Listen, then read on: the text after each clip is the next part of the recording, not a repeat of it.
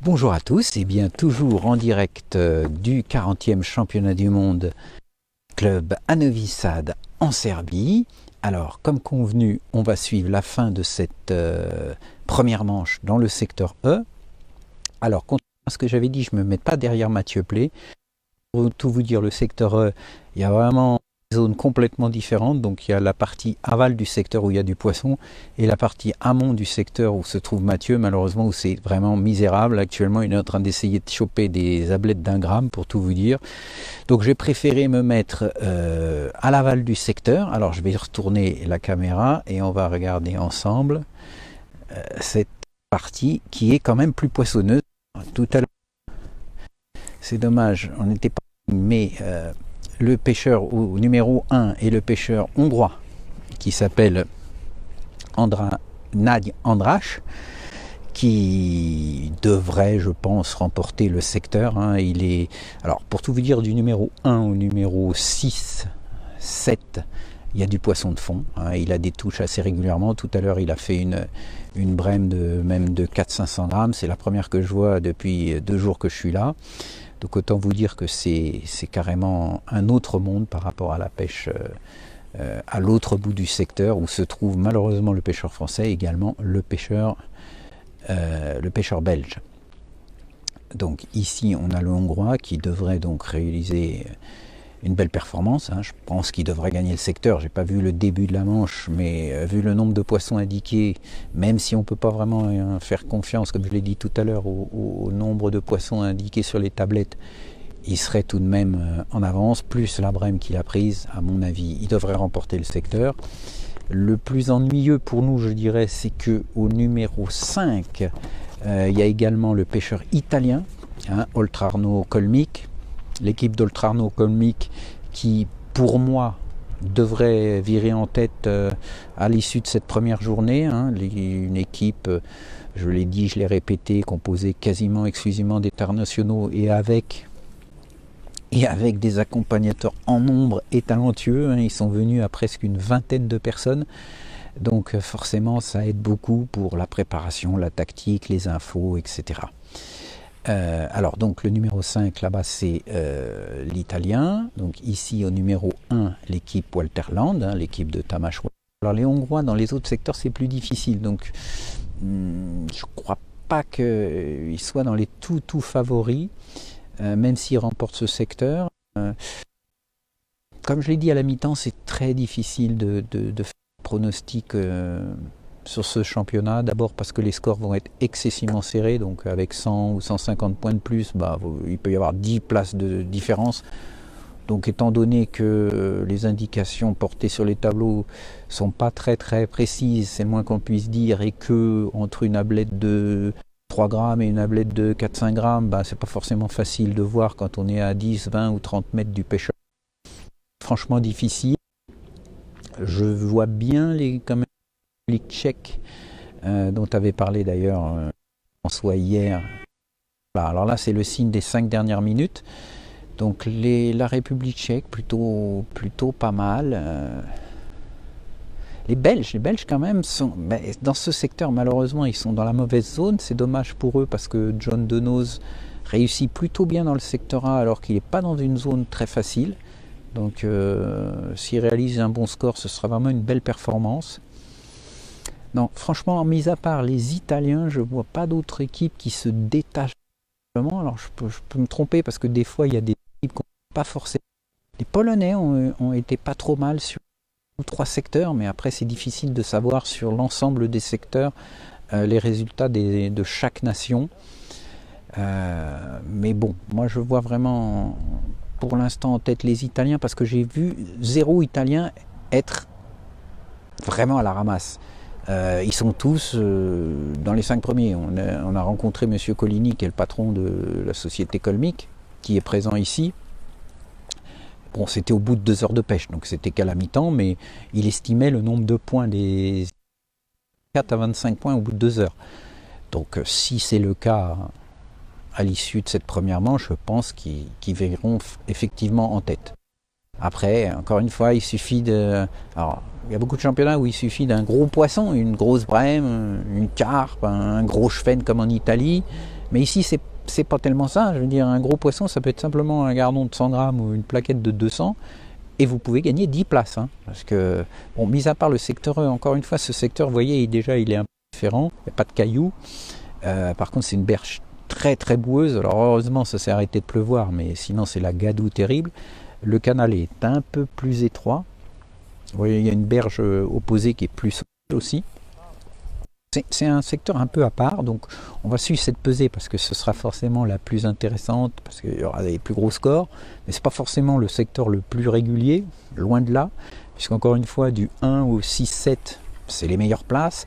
Après, il y a encore une zone qui est favorable, et puis la fin, les 6 ou 7 derniers numéros qui sont vraiment difficiles, et où se trouve malheureusement Mathieu Play.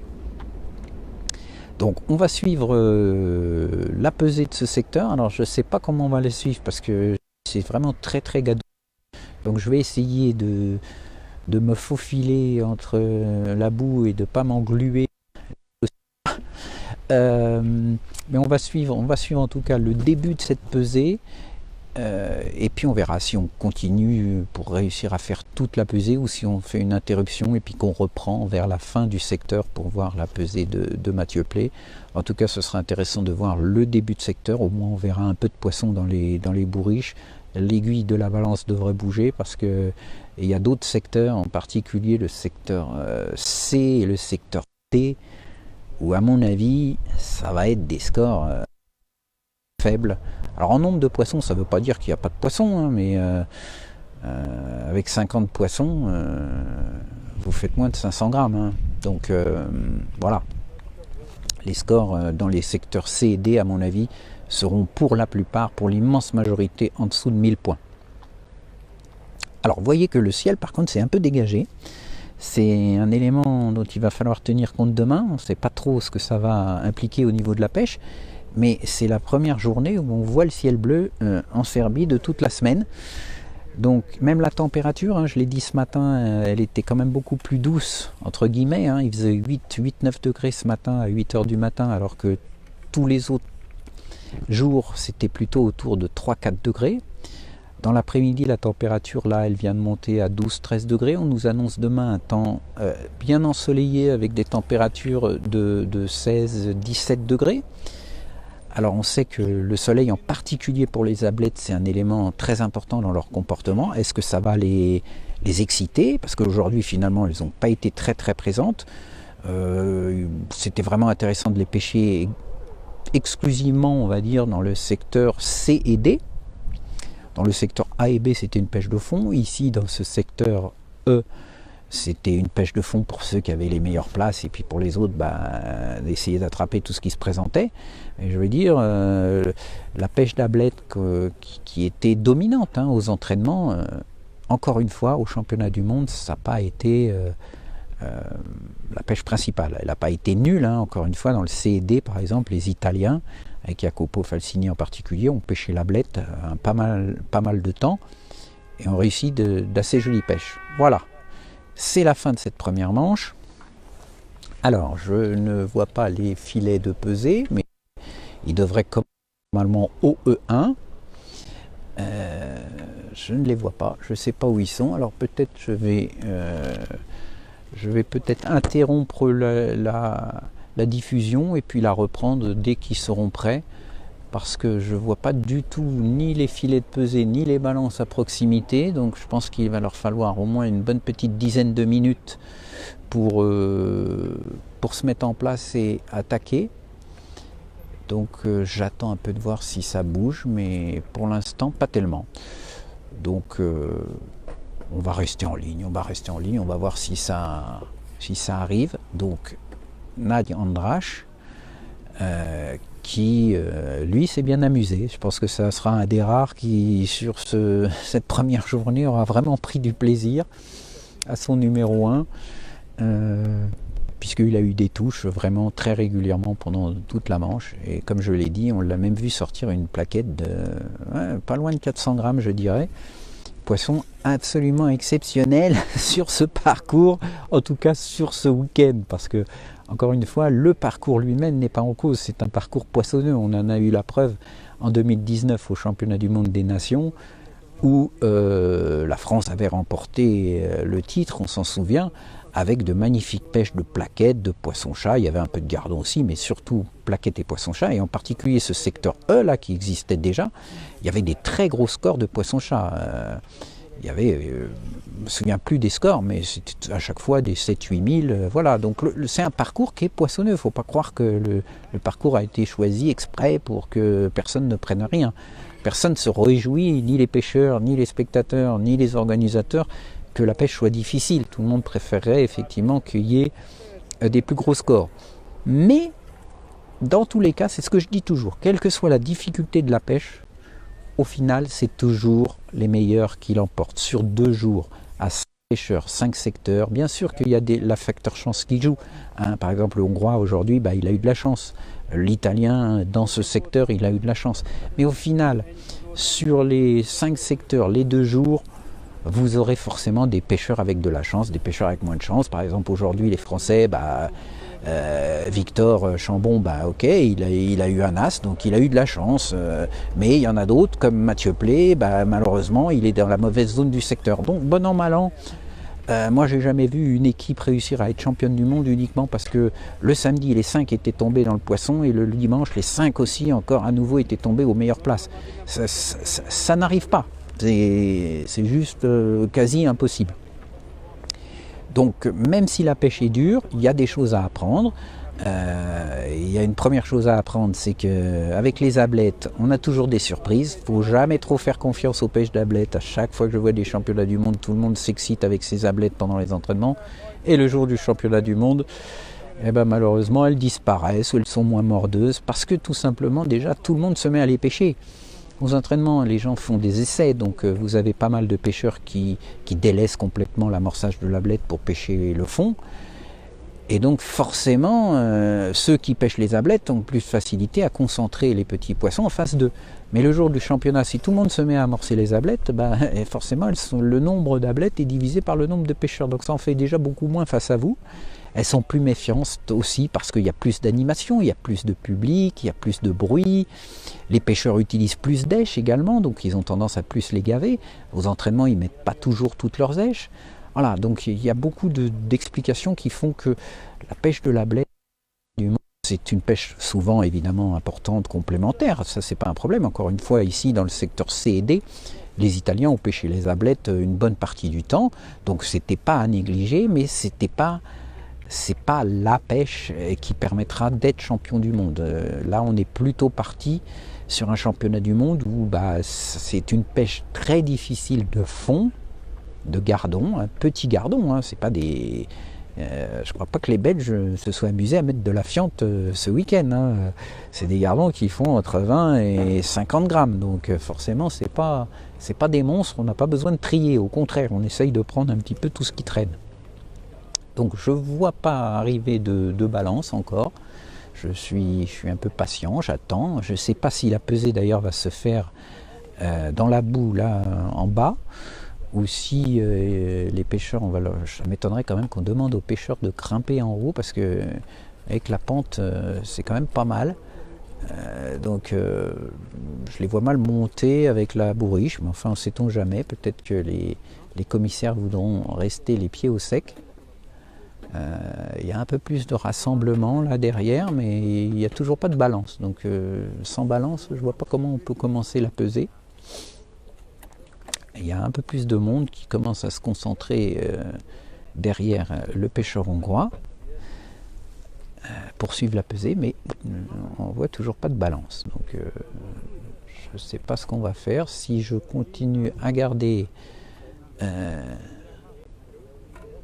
la diffusion ou si je coupe et que j'attends que ça arrive, parce que si jamais ils attendent une balance des autres secteurs, là on en a pour un bon bout de temps. C'est étonnant parce que dans les autres secteurs, le matériel pour la pesée était en bout de secteur, prêt à l'emploi, je dirais, et là il n'y a rien du tout. Bon, c'est les aléas des championnats du monde. Écoutez, ce que je vais faire, c'est que je vais interrompre la diffusion pour être sûr de pouvoir avoir suffisamment de batterie, de connexion, de tout ça pour vous faire suivre la pesée. Ce serait bête que ça coupe en plein milieu. Parce que je regarde au loin, mais je ne vois rien venir, comme disait l'autre. Donc, ouais. Donc je vais couper et puis rester connecté sur la page d'ici quelques minutes, j'espère. En tout cas, on suivra la pesée de ce secteur. À tout à l'heure. Bien, alors on reprend le cours des événements. La bourriche, la balance et le seau viennent d'arriver. Alors j'espère que vous avez été un peu patient, que vous avez attendu. On ne peut pas faire autre chose de toute façon. Alors, on va suivre la pesée, comme je l'ai dit, de Nagy András, de l'équipe de Hongrie. Donc il va falloir tarer tout ça évidemment pour être sûr. Tout le monde était un peu impatient, mais je ne sais pas où était la balance. En tout cas, elle est là maintenant. Donc vous allez suivre la pesée de ce secteur E en direct. On n'a rien perdu. Alors là on devrait. J'ai parlé un petit peu avec Nagy András en attendant que les balances arrivent. Je lui ai posé quelques questions un peu techniques. Évidemment, je l'ai félicité pour sa pêche. Bon, il m'a dit merci, mais merci le tirage au sort. Il n'est pas fou. Il sait très bien qu'il a bénéficié d'un très beau tirage au sort. Et d'après lui, quand même, je lui ai demandé s'il pensait avoir 4 kilos. Il pense avoir ça à peu près. Donc, on va voir. Ce serait vraiment un score assez exceptionnel ici pour ce week-end. Alors, on va suivre la pesée.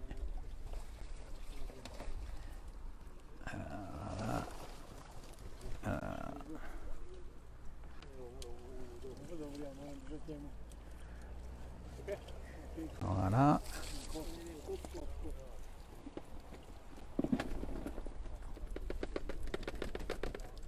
Alors on va essayer de s'en rapprocher, voir un petit peu les poissons. Vous voyez, il y a quand même effectivement une belle pêche. Voilà. Voilà, ouais, là il y a une bourriche quand même.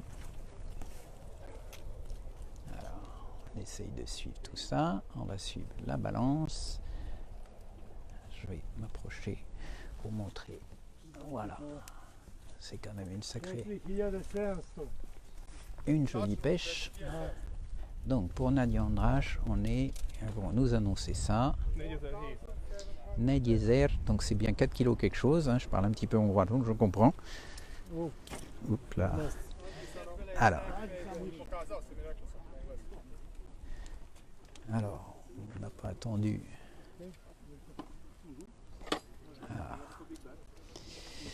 Alors les poissons, je rappelle, dans un championnat du monde, doivent être remis dans la bourriche et maintenus dans l'eau jusqu'à la fin de la pesée. Des fois qu'il y a une réclamation en cours de route, on peut repeser. Donc je n'ai pas entendu combien. 4 kilos Negyezer, je ne sais pas combien, je vais aller jeter un coup d'œil. Au mini kilo.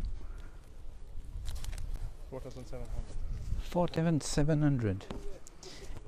4,7 kg a priori, donc de toute façon il n'y a pas trop de problème pour lui. Je pense que ça devrait être la première place du secteur. Alors je me faufile dans la gadoue, j'essaye d'éviter aussi les kits. Je serais mal vu si je commençais à casser du matériel.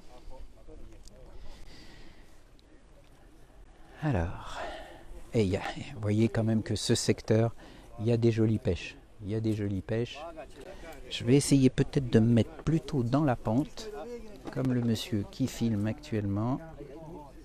On aura peut-être une meilleure vue pour vous, pour suivre cette pesée.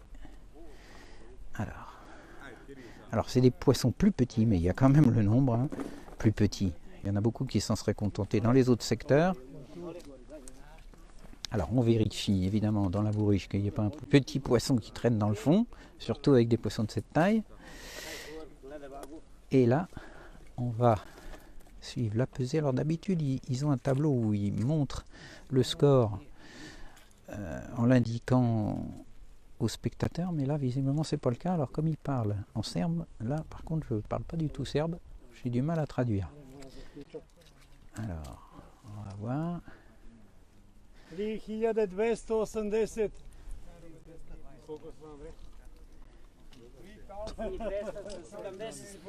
Alors 3,280 kg, j'ai entendu en anglais quelqu'un qui a traduit.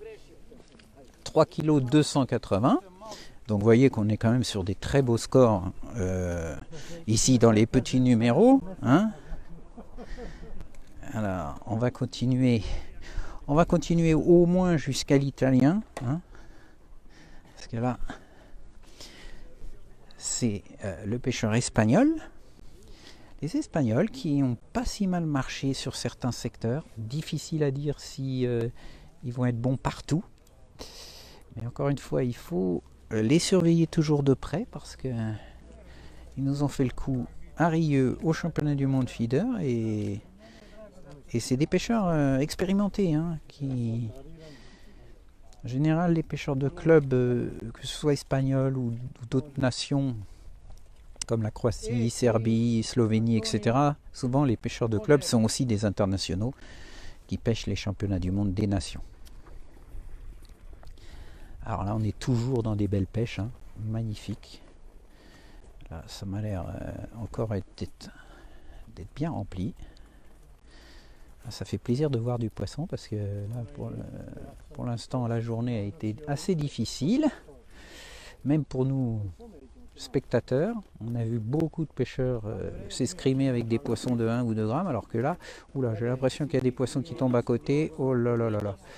Oh là là, oui, il y a du poisson qui tombe un peu à côté là. Alors attendez, il faut commencer à les ramasser en évitant qu'il y ait un peu trop de terre. Bon, après, vu les scores ici, ce ne sera pas 1 gramme près de terre, mais bref, autant que ce soit précis. Donc on vérifie qu'il n'y a rien.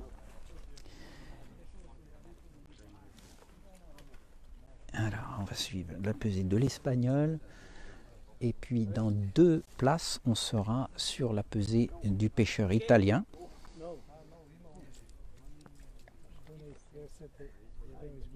Il y a encore un poisson au fond. Voilà. Donc là, ça devrait quand même finir par être bon. Il n'y en a plus. C'est vrai que la bourriche est assez grande. Il peut y avoir des recoins. Voilà. Alors, là, on a une belle pêche. Une très belle pêche, je dirais. Ouh oui, je suis curieux de voir quand même là. Ah, je pense que quand même là.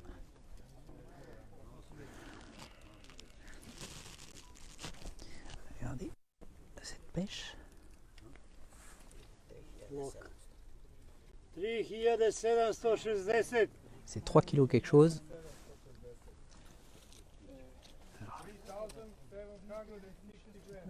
3760, j'entends 3760, donc là on est encore sur des belles pêches, alors ça passe pas devant le pêcheur hongrois, hein, mais je pense que, j'ai pas tout en tête ce que je vous ai dit à la pesée d'avant, mais je pense que c'est un peu plus, donc pour l'instant on est sur des très belles pêches, hein, mais c'est pas trop une surprise, je vous l'ai dit, du numéro 1 au numéro 6, 7, on est sur de jolies pêches, alors qu'après ça commence à devenir beaucoup plus difficile.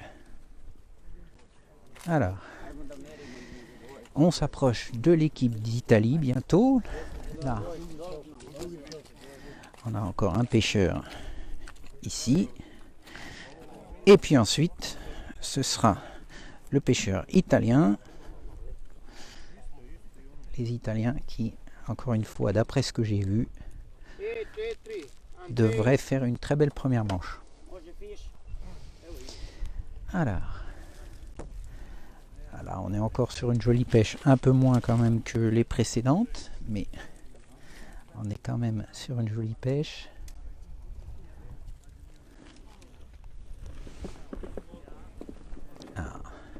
J'essaye de m'approcher sans trop glisser, hein, parce que je suis dans la pente et en même temps dans la gadoue. C'est sportif.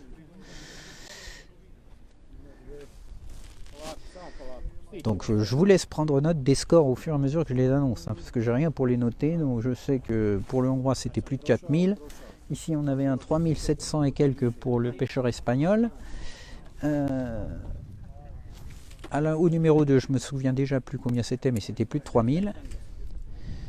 Ah Patrick Plazzi. Qu'est-ce que c'est ces drapeaux italiens, Patrick? Alors, ici, 2710. 2710.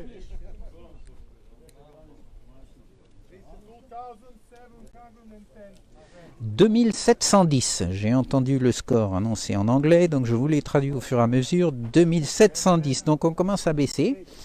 Alors là, on va voir quand même le pêcheur italien. C'est un moment important. Enfin, c'est un moment important, pas trop pour le français, parce qu'il est dans un autre monde. Hein. Encore une fois, le pauvre Mathieu Play, il est au numéro 19 là-bas. Donc c'est beaucoup plus difficile. Il ne peut pas du tout rivaliser avec les pêcheurs qui sont ici, dans le bas du secteur E. Donc l'Italie, les Colmic Oltrarno, 3 fois déjà champion du monde des clubs, je le rappelle. Voilà, Filippo, c'est à son tour. Alors je vais me mettre par là. Voilà, le pêcheur italien. Alors, je vois beaucoup de petits poissons quand même. Je pense qu'il va battre son voisin de gauche, ce qui est déjà une performance parce que à chaque fois c'est plutôt à gauche que les poissons étaient plus nombreux. Donc plus on va sur la droite et plus c'est difficile. Donc voilà. Alors. Voilà. Ah, il y a une belle pêche quand même.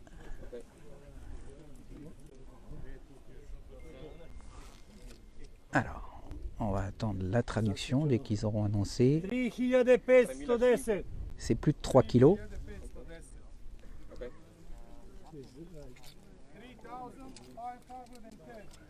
3510. 3510. Donc c'est quand même moins que l'espagnol, hein, 3700 quelque chose. Mais 3510, ça doit le mettre, je pense, troisième. C'est vous qui tenez les comptes, hein, peut-être troisième l'italien, si je ne me trompe pas. Alors savoir si on va continuer quand même un petit peu sur cette partie de secteur. Savoir si l'italien maintient sa place de troisième ou quatrième, je ne sais pas. Je ne me souviens plus du score du numéro 2.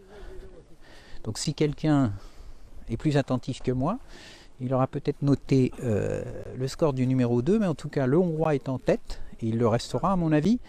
Ensuite on avait le pêcheur espagnol au numéro 3, puis donc le pêcheur italien avec 3500. Il pêche à combien de distance? Ici, honnêtement, Jackie, c'était une pêche de fond classique à 13 mètres. Hein. Ils ne sont pas amusés à pêcher les tablettes d'un gramme en bordure. Vu qu'ils avaient plein de touches, ils ont pêché tranquillement à 13 mètres. Alors j'ai demandé à Nadia Andrache quel type de flotteur il avait utilisé en poids. Il m'a dit qu'il avait pêché en 0,50 et sur la fin où la pêche devenait un petit peu plus dure en 0,30, ce qui est assez léger comparativement aux lignes utilisées dans les autres secteurs où c'était plutôt entre 0,60 et 0,80. Mais il y avait plus de vent. Ici, vous voyez que bon, il y a un peu de ride en surface, mais quand même un peu moins de vent à cause des arbres qu'il y a autour, sûrement, que sur les premiers secteurs où là, c'est des quais en ciment, donc forcément le vent s'engouffre et donc on doit pêcher un tout petit peu plus lourd. Là, il y a une jolie pêche, mais je ne pense pas que ce soit devant l'italien, hein, parce que c'est ça qui est important pour l'instant.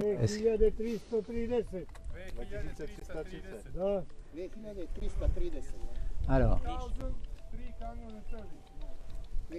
2310, donc ça commence à baisser là. Vous voyez que on commence à s'approcher des numéros 6, 7, 8. Là, ça va commencer à baisser. Et puis malheureusement, plus on va aller dans les gros numéros, donc plus on va se rapprocher de notre pauvre Mathieu, et plus les scores vont baisser. Ce secteur E était vraiment très irrégulier. Le secteur A l'était aussi un petit peu, mais moins quand même. Puisque dans le secteur A, a priori, c'était quand même les places dans les plus gros numéros qui étaient meilleures que les petits, alors que ici c'est totalement l'inverse. Mais sinon, pour le reste, c'était relativement régulier quand même. Hein. Ce secteur E est assez particulier, non seulement parce qu'il est isolé, mais aussi par le fait que les poissons sont vraiment en aval. Ce qui n'est pas vrai partout. Hein. Et en hameçon, Jackie veut beaucoup de détails techniques, il a raison. Alors les hameçons, le hongrois, j'ai parlé avec lui, il m'a dit qu'il a utilisé surtout des hameçons de 20 et de 22 pour pêcher le fond, au verre de vase. Hein, donc c'est des gardons et des plaquettes, on est à peu près dans la moyenne, hein, une ligne entre 0,30, 0,50 et puis un bas de ligne en 7-8 centièmes, hameçon de 20-22.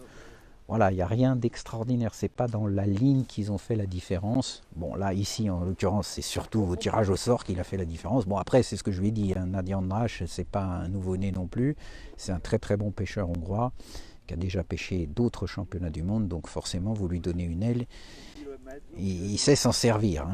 Il laisse pas passer sa chance.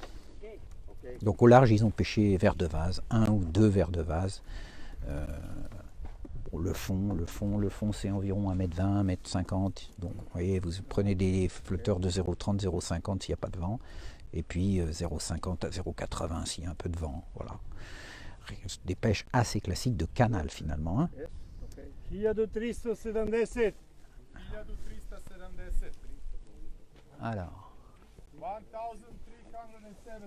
Alors 1370, vous voyez que ça commence à baisser sérieusement.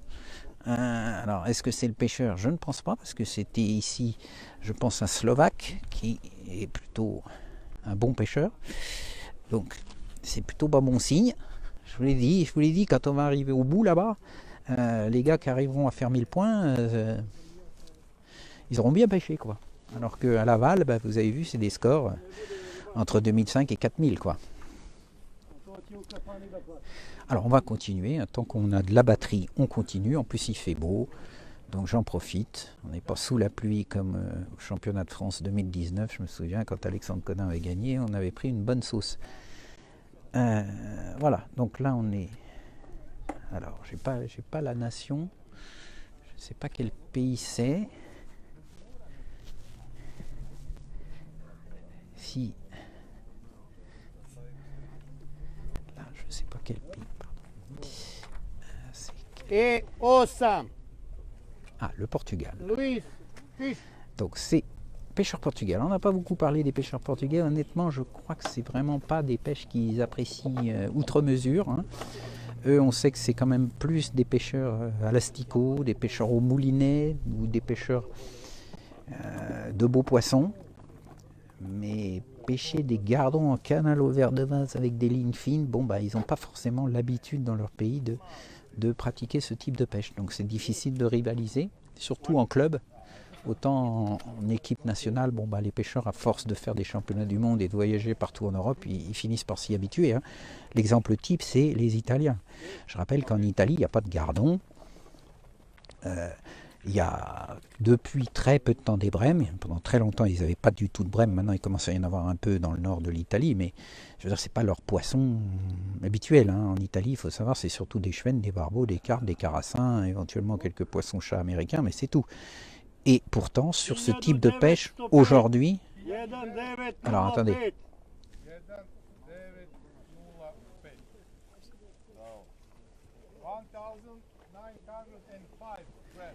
1905 points. Ah, il bat quand même son voisin de gauche, donc finalement il peut être assez content et il ne sera pas si mal classé avec 1900 points. Alors ce que je disais, oui, les Italiens, donc les gardons, les brèmes et tout, pendant longtemps ils ont eu un peu de mal avec ce type de pêche, en particulier sur des pêches fines en canal, etc. Mais ça fait bien plus de 10 ans qu'ils sont très performants sur ce type de pêche. Je rappelle qu'en 2019, ici même, ils avaient talonné les Français qui pourtant avaient fait un championnat du monde vraiment exceptionnel.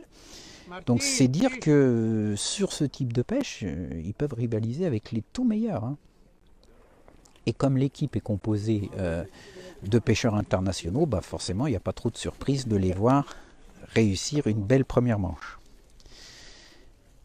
Mais je suis assez curieux de voir quelles autres nations vont virer en tête à l'issue de cette première manche, parce que c'est très très difficile. Honnêtement, on parle des Tchèques, on parle un peu des Polonais, peut-être des Belges. Les Français ne sont pas si loin. Bon, ils ont deux pêcheurs vraiment dans une situation un peu délicate. Ici, surtout Mathieu Play, on verra bien le score qu'il va faire, mais sur sa place, c'est quasi impossible qu'il rentre dans les 10 premiers du secteur. Hein. Mais bon, si Victor Chambon et Kevin Chartier réussissent à se hisser dans les 3 premiers de leur secteur, ça peut le faire. On peut être pas si loin, pas décroché en tout cas. 1345. Da.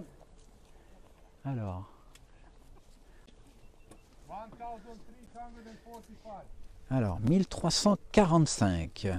1345. Vous voyez que petit à petit, les scores diminuent. Les scores diminuent.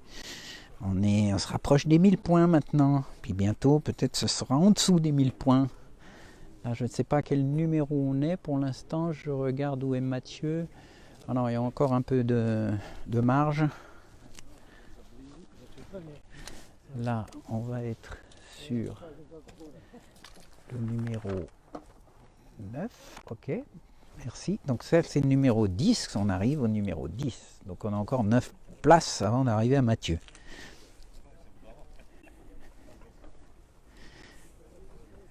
Donc ici.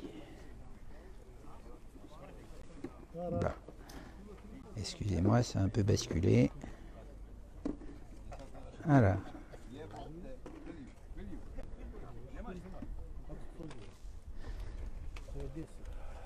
Koji je broj tu? 10. 10. Alors là, le numéro 10, il y a un peu de mélange dans les feuilles. Notre commissaire, il s'en mêle un peu les poissons. Alors, ouais, là, ça commence à devenir difficile. Ça commence à devenir difficile. Je vais essayer de voir quel pays c'est, si je ne me trompe pas. J'essaye de voir par-dessus l'épaule du commissaire, mais il est un peu perdu dans ses feuilles.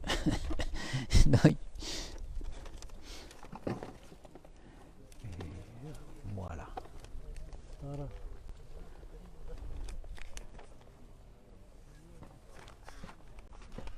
Je pense que ce serait bien peut-être un roumain, mais bon, j'arrive pas, je ne veux pas vous confirmer. En tout cas, la pêche est faible. Alors, combien?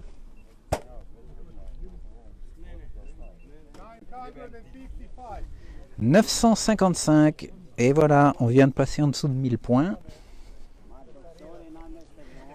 Alors ici, je crois que c'est le pêcheur serbe, il me semble bien. Alors on a plus quand même, hein. Je pense qu'on aura les 1000 points quand même là. Alors, là on arrive donc au numéro 11. Plus que 8 places et on sera derrière Mathieu Play. On s'arrêtera là d'ailleurs la pesée parce que c'est pas très passionnant de suivre des pesées où après il n'y a plus trop de poissons. Même si de toute façon après on vous donnera le plus possible de détails sur les classements des Français au fur et à mesure, hein, dès que on aura les classements de cette première manche. Alors. 2030. Alors, je pense qu'il a plus de 1000 points quand même lui. Hein. Donc il fait plutôt une belle pêche dans cette zone. Ouh là là, oui. 2030. Donc ça c'est une très belle pêche sur cette place. Félicitations à ce pêcheur. Je ne sais pas de quelle nation il est. Je vais regarder vite fait. C'est... Oui, de secteur Serbie. C'est bien ça, c'est le Serbe. Merci. Bravo à lui. Franchement, comme quoi, hein, la connaissance du parcours, même sur les parcours difficiles, il y a moyen de s'en sortir. 2000 points. C'est un très beau score. Sur sa place. Évidemment, il ne peut pas rivaliser avec les 4-5 premiers numéros, mais réussir à faire 2000 points comme ça au numéro 10 ou 11, je ne me souviens plus, c'est un bon résultat. Hein. Souvent dans des championnats du monde, c'est pas forcément celui qui est à l'aile et qui fait un point, qui fait gagner une équipe, c'est aussi ceux qui arrivent à grappiller des points ultra précieux sur des places qui ne sont pas forcément excellentes. Je me souviens du championnat du monde feeder à Rieux, où les Espagnols ont une médaille d'argent, en grande partie grâce à un pêcheur qui était dans le secteur E, je me souviens très bien, au numéro 1, où le jour d'avant il y avait eu un Hongrois, ça avait été une catastrophe, personne ne prenait rien, qui est resté pendant 3 heures capot, et qui sur les 2 dernières heures réussit à prendre quelques plaquettes qui le font remonter à la 8e place du secteur. Et finalement, les Espagnols ont conservé leur médaille d'argent. Alors malheureusement pour nous Français, puisqu'on était 3e, mais en tout cas, un grand coup de chapeau à ce pêcheur, parce que c'est lui qui a fait gagner une médaille d'argent en grande partie à l'équipe d'Espagne. Pas forcément lui qui a fait le meilleur score de la journée pour l'Espagne, mais il fallait le faire. À la place où il était, vraiment il fallait le faire. Mais on revient en Serbie. On revient à Serbie, on s'approche petit à petit de Mathieu, qui doit ruminer, je l'imagine, parce que c'est un battant, hein, comme tous les champions qui participent à cette épreuve, c'est des gens qui n'aiment pas trop perdre, surtout quand ils ne peuvent pas se bagarrer, quoi. C'est ça le problème. Quand vous ne pouvez pas vous bagarrer, vous êtes frustré. Alors, c'est... Je vais attendre. 935, c'est-à-dire 935. 935 points, on repasse en dessous des 1000 points. Vous dire vraiment que la performance du Serbe était remarquable. Il a fait 2000 avec des scores à 900 de chaque côté. Donc je pense que son capitaine peut le remercier, peut dire que c'est pas mal.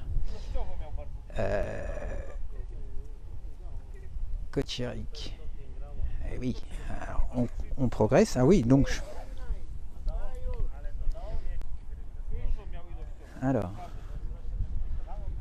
Ah bah j'ai loupé un pêcheur. Alors, je reviens un petit peu en arrière. J'ai tellement hâte d'aller voir Mathieu que du coup j'en ai perdu un pêcheur, donc j'en reviens. Voilà.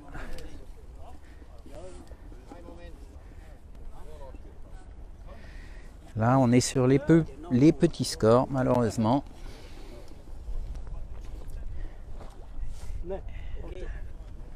Alors.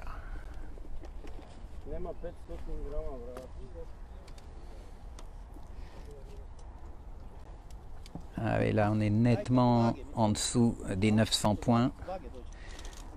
Là on va commencer à chuter sérieusement dans les scores, hein. On arrive vers les numéros 12, 13, c'est-à-dire les milieux de secteur. Donc autant vous dire que la deuxième partie de secteur va être difficile. Alors.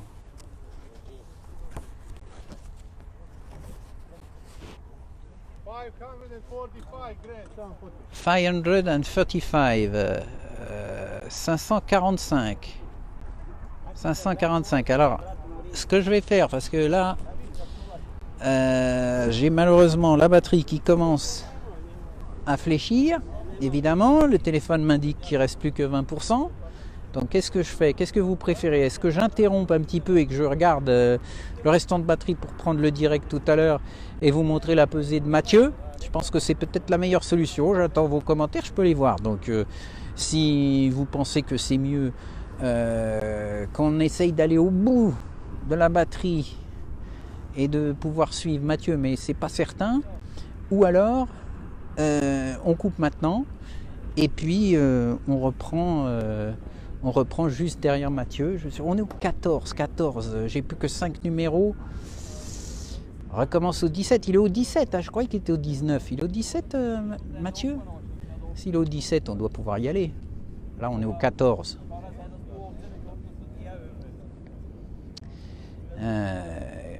14, 15, 16, 17, non, il est bien au 19, Mathieu. Il est au 19.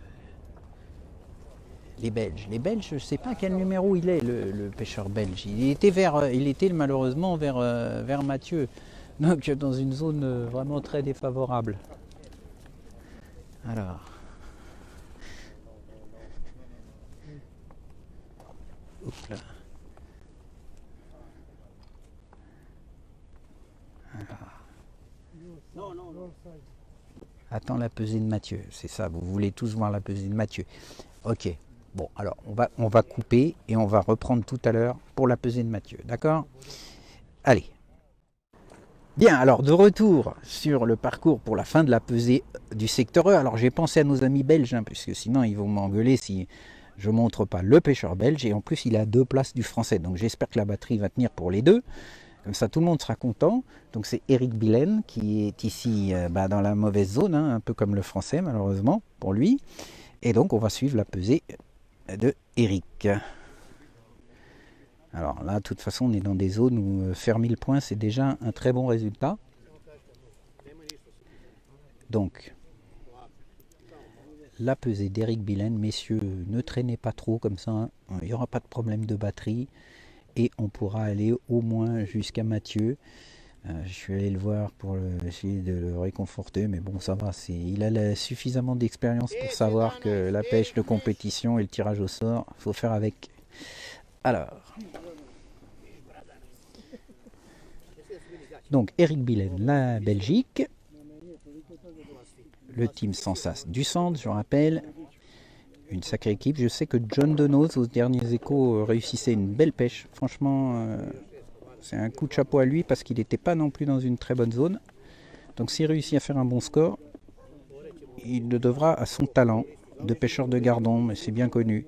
Alors, ici, là on va être dans les petits scores, hein. Malheureusement, go Eric Billen, bah oui. Alors, hein, je lui ai demandé comment il fallait prononcer, j'espère que j'ai pas trop d'accent. Quand je prononce les noms belges, des fois j'ai un peu de mal. Alors,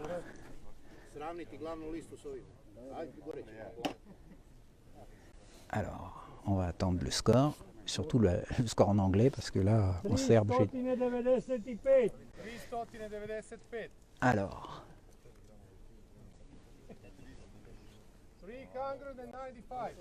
395. Vous voyez que le temps que je coupe à cause de la batterie, on a parcouru 4 ou 5 pêcheurs. Et les scores chutent de manière drastique, comme on dit. 395 points pour le pêcheur belge. Et malheureusement, je crains que pour Mathieu Play, ce ne soit pas tellement mieux. Donc Mathieu, il est là, on l'attend. On va attendre sa pesée en croisant les doigts pour que au moins la batterie ne nous fasse pas faux bond au dernier moment. Maintenant, il fait plein soleil. Donc demain, ça va être encore une journée un peu spéciale à mon avis, parce que tout ça, ça va influencer le comportement des poissons. Il y aura eu l'amorçage évidemment du premier jour. Et puis maintenant, le soleil qui brille et qui commence même à chauffer, hein, parce que je m'étais bien équipé ce matin, et là je commence à suer. Je suis très curieux de voir ce que ça va donner demain. D'ailleurs, je regarde devant Mathieu, les ablettes, elles s'en donnent à cœur joie en surface. Donc peut-être que demain, avec le soleil, les ablettes peuvent jouer un rôle un peu plus important, mais en même temps, est-ce que ça ne va pas réveiller non plus les gardons et les plaquettes? Les mystères de la pêche. On peut faire que des pronostics. Alors, Mathieu, ça va être sa pesée. Donc, je me souviens du score de notre ami belge 395. Est-ce que la France va battre la Belgique? C'est un match dans le match, parce que sinon, avec les autres, on ne peut pas vraiment rivaliser, hein. En tout cas, tous ceux qui étaient dans le bas du secteur. Donc,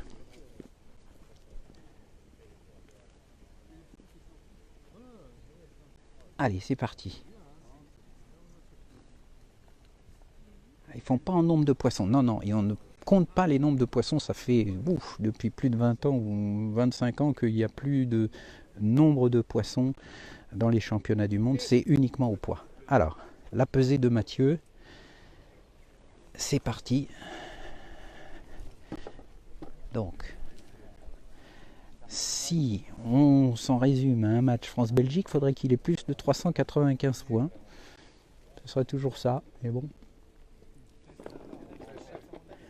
Assez frustrant quand même d'être battu principalement à cause d'un tirage au sort, hein. Ce secteur E, c'est vraiment encore une fois le plus irrégulier. Alors, oula, il y a un petit poisson qui traîne au fond. Il faut surtout rien laisser traîner. Voilà. C'est peut-être que 2 grammes, mais on ne sait jamais. Ça peut faire gagner un point. C'est parti. Alors maintenant, on va attendre. Alors, je vais vous montrer ça. Voilà la pesée de Mathieu. Vous voyez que c'est des micro-poissons. J'ai vraiment du tout petit poisson. Merci beaucoup, monsieur. Voilà. Allez. Alors, c'est des poissons qui font Allez, 2 grammes, les tablettes. 520. Alors, 520. ce qui donne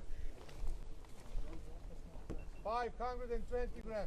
520. 520. Bah, désolé nos amis belges, on est passé devant. Hein. 395 pour la Belgique et 500, combien j'ai dit, 20 ou quelque chose comme ça pour la France. Mais bon, des scores évidemment qui ne permettent pas de rivaliser avec l'aval du secteur. Mais c'est toujours ça de prix, ça fait un point ou deux de sauvé.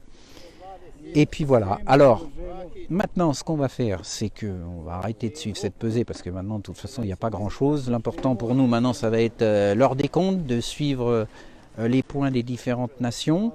Et puis si on a des éléments, on vous les met en ligne directement en écrivant sur la page. Sinon, on attend la publication de la FIPS. Et puis, de toute façon, on vous donne rendez-vous à 18h30, précise avec Jean-François, pour faire un débriefing de cette première manche. Merci à tous de nous avoir suivis, si nombreux en tout cas. À tout à l'heure.